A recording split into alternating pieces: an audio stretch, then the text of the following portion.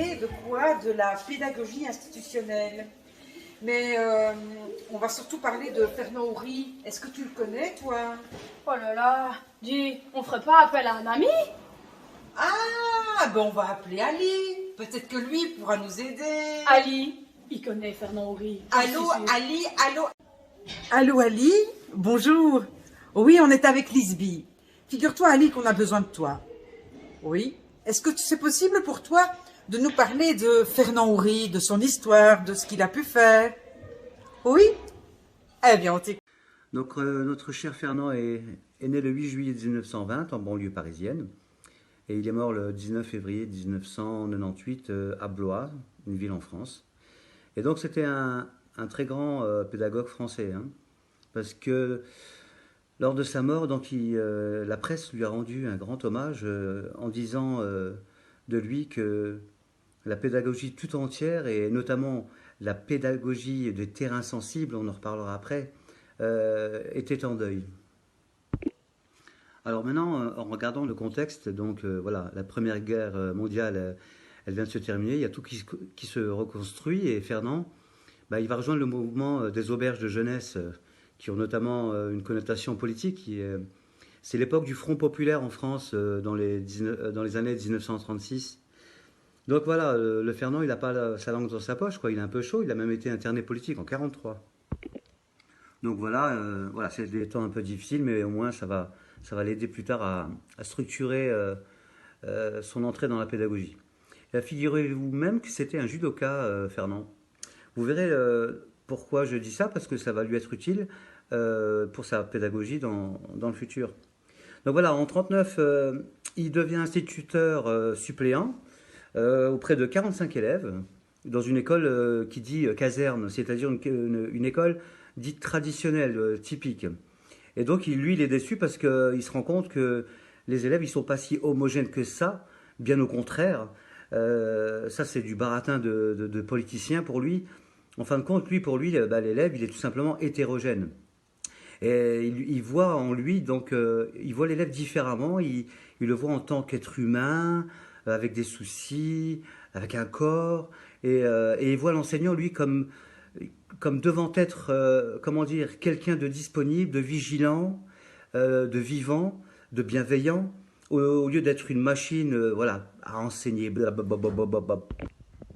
Et à partir de ça, pour lui, l'enseignant doit être que sur mesure.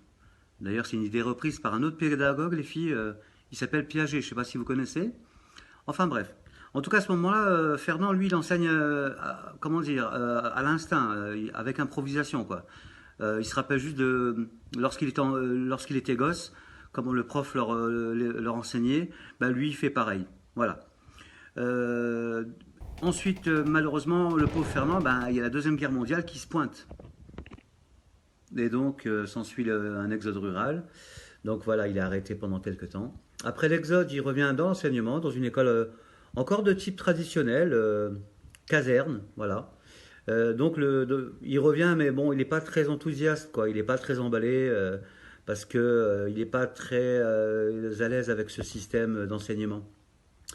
Mais il s'avère qu'en parallèle avec l'école, entre-temps, lui, il s'est investi dans un organisme de vacances, là où il y a des enfants difficiles, et il découvre l'existence d'une communauté libre et créative, comme il dit.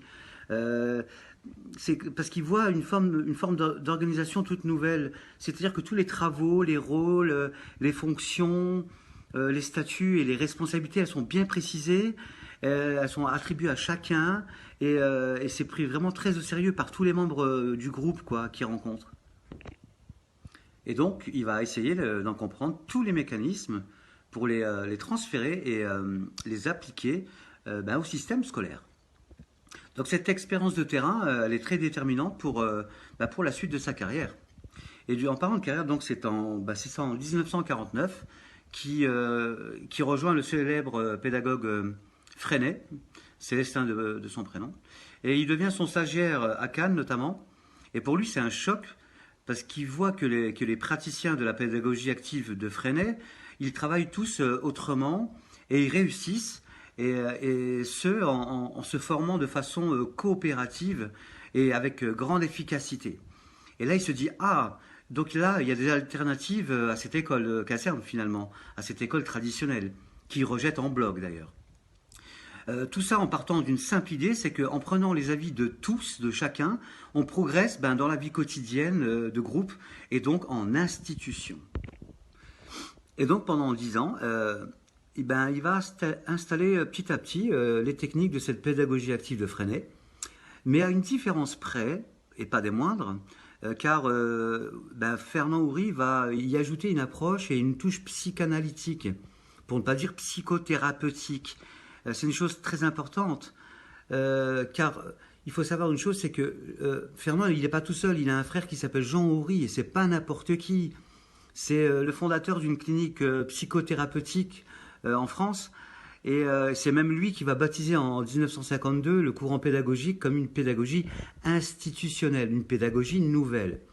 Donc c'est à partir de cette période que les relations entre Freinet et Oury commencent à devenir un peu houleuses, à se détériorer, parce que Oury prend tout doucement une voie différente de celle de son mentor, quoi.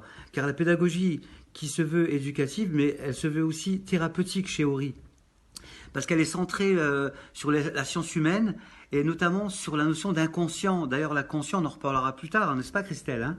Et parce que pour lui, l'inconscient a des effets directs sur le désir actif d'apprendre chez l'élève. Et ce qui n'est pas du tout pris en compte chez le courant, dans le courant de Freinet, dont la pédagogie est plus centrée sur la psychosociologie. Là, c'est clair, Ali. C'est clair qu'on connaît beaucoup mieux Fernand Oury et on t'en dit vraiment un grand merci. Bonjour Christelle. Ah, Lisby, on a des défis à relever, hein? Des défis comme la pédagogie par exemple? La pédagogie. Et tu sais de quoi on va parler aujourd'hui? Non, mais tu vas me dire. De la pédagogie institutionnelle. Oh là, institutionnelle, ok. Mais moi j'ai d'abord une question. Est-ce que tu pourrais m'éclairer sur le sujet de la classe atelier? Alors, je vais te parler de la classe atelier et tu es tombé dans le mille. Parce que c'est vrai que la pédagogie institutionnelle, c'est une pédagogie où la classe devient un atelier. Et tu sais qui a fondé? Fernand Oury. Fernand Oury, dans le mille encore. Eh bien oui, c'est Fernand Oury qui, à un moment donné, est venu avec ce fameux concept où la classe fonctionne comme un atelier. Et il a été pêcher ses idées, comme normalement nous l'a déjà dit Ali en introduction, donc chez Freinet. Et donc, dans cette pédagogie institutionnelle, Fernand Oury, il nous en a quand même appris pas mal. Ok. Et par contre, j'aurais une autre question. On parle de classe atelier, mais on parle aussi de classe coopérative. Quelle est la différence? Qu'est-ce que ça veut dire? En fait, c'est un peu la même chose. La classe atelier ou la classe coopérative, c'est une classe où les élèves ont tous quelque chose à dire, où chacun arrive avec son partage d'informations. Et institutionnelle, comme son nom l'indique, c'est une institution qui est créée au sein même de la classe et il y a notamment le conseil des élèves, le conseil de classe des élèves. Ça, c'est un exemple. Donc, là, c'est la coopération. Alors, on dit que la classe coopérative, on considère la classe comme un être vivant, donc avec plein d'interactions. Mais attention, parce que Fernand Oury, il n'est pas pour les interactions binaires, tu vois, donc dans la classe traditionnelle, tu as l'enseignant et puis tu as les élèves, et c'est moi l'enseignant, je sais tout, et toi élève, eh bien tu sais rien, et c'est moi qui t'enseigne. Chez Fernand Oury, c'est pas du tout comme ça.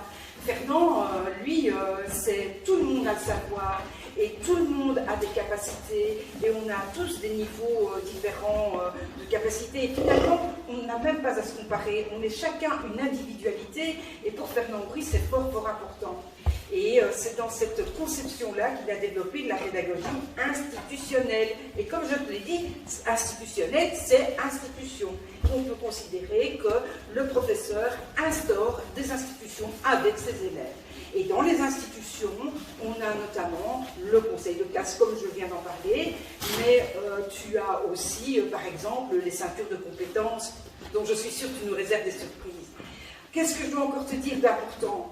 c'est que Fernand Houry, il se base aussi sur la théorie du trépied. Alors, le trépied, c'est quoi? Eh bien, pour Fernand Houry, le trépied, c'est cette conception qui dit que dans la pédagogie, il y a d'abord la technique, et ça, c'est encore quelque chose qu'il a récupéré à Freinet, mais qu'il a bien sûr gardé, conservé. Donc, on part de la technique. Il dit, dans une classe, il y a l'effet de groupe, et dans la coopération, et dans ce groupe, comme je te disais tout à l'heure, c'est vraiment les interactions entre tout le monde. Et enfin, il y a quelque chose aussi qui nous définit et qui est assez difficile quand même à comprendre et qui est plus abstrait, c'est l'inconscient.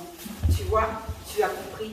Et l'inconscient, c'est vraiment les non-dits, les blocages, bah, c'est tout ça, quoi. Donc, mais il faut en tenir compte, parce qu'en tant que professeur, si tu en tiens compte, bah, tu vas pouvoir réguler ta classe comme ça. Est-ce que tu comprends mieux, Lisbeth? Oui, je comprends mieux et en fait, j'aurais même un truc pour toi. Non. Je pense qu'au CFA, je travaille avec une classe coopérative sans même le savoir. On a tout un programme que je vais me faire un plaisir de t'expliquer. Eh bien, on attend ça avec impatience, Lisbeth. Eh bien, voilà, Lisbeth. Donc, tu m'as dit que tu allais m'expliquer des choses et je voudrais savoir un petit peu maintenant ce que tu as à me dire et nous parler alors de ta pratique professionnelle dans ton métier de professeur dans la pédagogie institutionnelle. Voilà, donc, d'après ce que tu m'as expliqué tout à l'heure, j'ai l'impression de travailler déjà avec une classe coopérative. Pourquoi est-ce que je te dis ça? Parce qu'en fait, tous les lundis matins, quand j'arrive à l'école, on se met en cercle dans la classe avec tous les élèves. Et en fait, tous les élèves ont le droit de donner leur avis, d'expliquer des choses, de s'exprimer. Et tu fais ça occasionnellement, de manière régulière Non, alors je fais ça pourquoi? Je fais ça tous les lundis, Ah. en commençant. Parce qu'au CFA, je t'explique juste une mise en situation, le lundi c'est cours théorique à l'école et le mardi c'est cours pratique dans une écurie. Donc en fait, c'est plus facile pour moi de mettre en place mon cours du mardi si au préalable, les élèves se sont déjà définis des rôles. D'accord. Alors parle-moi de ces rôles, Lisbeth. Donc en fait, on a décidé d'établir un président. Ce président dans ce groupe va pouvoir distribuer la parole aux autres. Un exemple concret. Demain, mardi, c'est une séance sur le saut d'obstacle. D'accord. Donc en fait, dans la séance de saut d'obstacle, il va falloir la préparer. Il va falloir vérifier si la piste est en bon état, si le matériel est adéquat pour faire du jumping. Donc là, c'est un atelier, c'est une entreprise. Voilà, exactement. Et donc, il y a des rôles pour chaque personne. D'accord. Et je pense que ça a un lien avec des ceintures de compétences, c'est pas ça? Ah ah, ça me rappelle quelque chose. Le judo de Monsieur Houry. Ah ben voilà, en fait, si tu veux, il y a des codes couleurs. D'accord. Avec Fernand Houry, c'était une ceinture Oui. de n'importe quelle couleur. Mais et chez nous, en termes équestres, évidemment, on va parler d'un licol. Très bien. Et alors, parle-moi de ce licol. Donc, tu as des élèves qui ont certains licols, les couleurs. Comment tu gères ça? Par exemple, dans un cours de dressage, tu as différentes couleurs de licol? Ah oui, évidemment, parce que chaque élève est plus spécifique dans une branche ou dans une autre. D'accord. Donc, par exemple, dans mon cours de dressage, je peux avoir un élève qui a le licol blanc, un autre qui a le licol rouge ou un autre qui a encore le licol bleu. D'accord, voilà. Et donc l'idée, je te Oui. coupe, excuse-moi, Pas de souci. mais l'idée c'est que le licol supérieur va pouvoir aider le licol inférieur pour pouvoir s'améliorer. Mais c'est génial ça. Et si maintenant on regardait un peu dans la pratique avec toi comment ça se passe avec tes élèves? Ah, avec plaisir. Ici, le professeur aurait pu être à terre et donner son cours. Mais on constatera que le maître est à cheval et enseigne à ses élèves dans la même configuration qu'eux, dans la même perspective. Nous sommes bien dans une classe coopérative.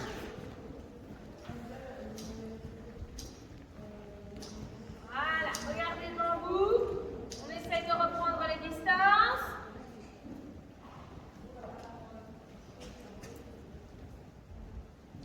Toujours un plus petit cercle à l'intérieur.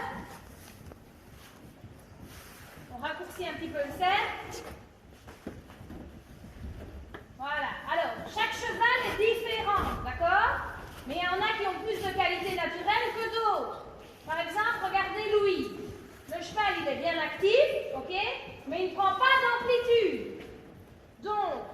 Qu'est-ce qu'on pourrait faire avec Louise?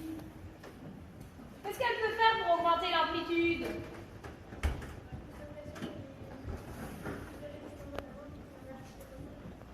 Oui, elle peut fermer les deux mains un tout petit peu plus fort et augmenter la pression avec son bassin, d'accord, sur le dos du cheval, pour qu'elle pousse et qu'elle allonge ses foulées. On a celui de Christine. Il est super bien conformé,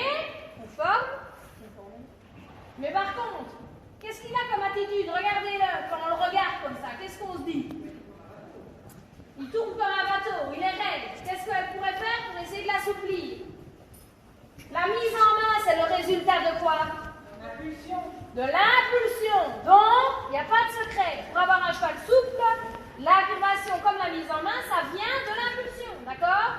Donc, on met plus de jambes, on augmente le bassin,